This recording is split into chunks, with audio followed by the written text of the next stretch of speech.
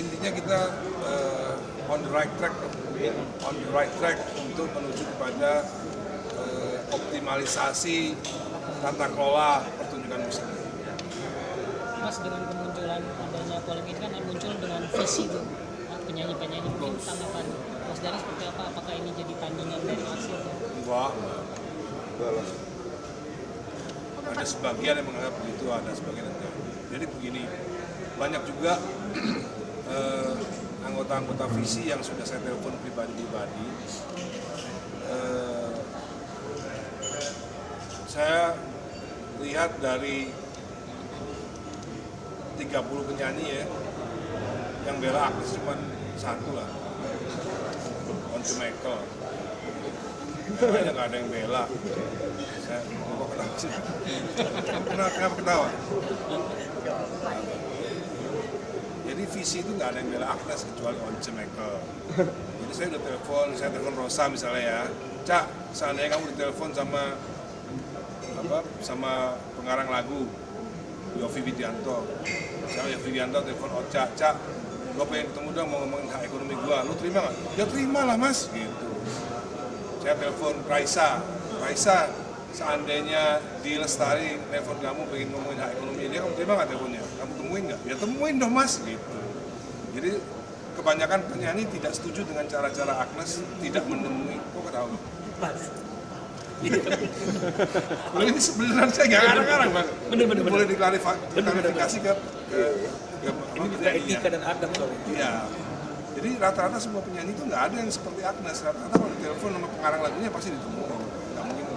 Ini kan yang jadi masalah, yang jadi lebar peristiwanya kan hanya gara-gara Agnes tidak menghargai pencipta lagunya gitu. Bahkan tidak menganggap teman lagi.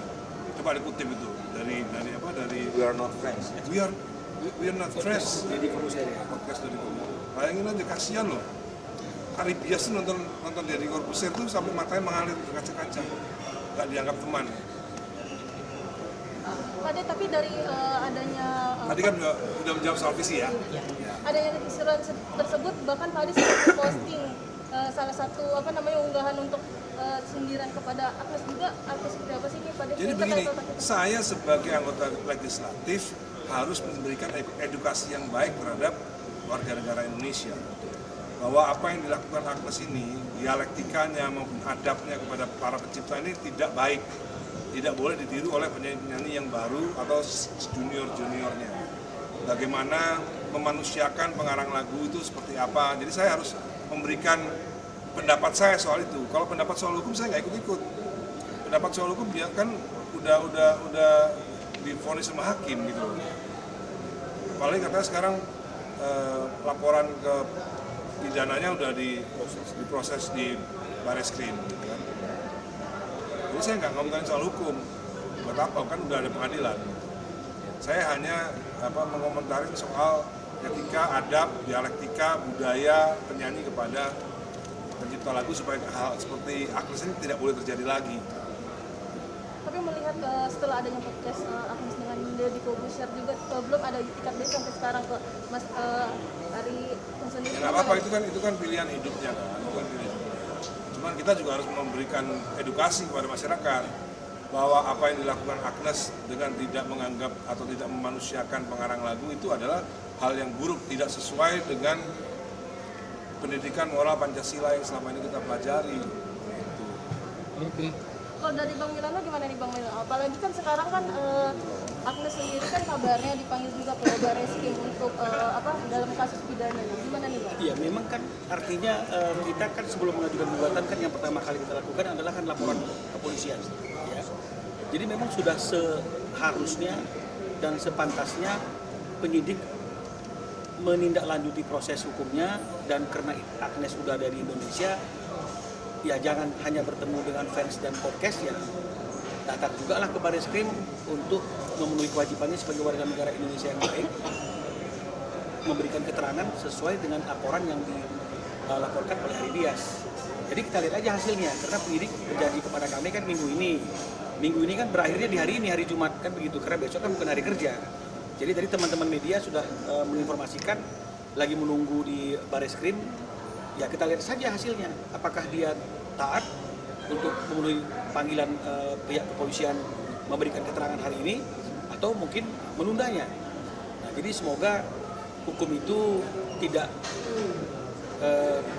tidak membeda-bedakan, tidak mendiskriminasi kan gitu artinya. Mau siapapun dia, nama besar sekalipun, kalau memang sudah melanggar aturan ya wajib untuk bertanggung jawab dan diperiksa oleh pihak penyidik. Tapi ini mungkin pemanggilan yang pertama kali atau sebelumnya sudah pernah dipanggil sih Bang? Sebelumnya sudah pernah dipanggil ya, tapi karena alasan yang bersangkutan tidak ada di Indonesia, mungkin panggilan tidak sampai.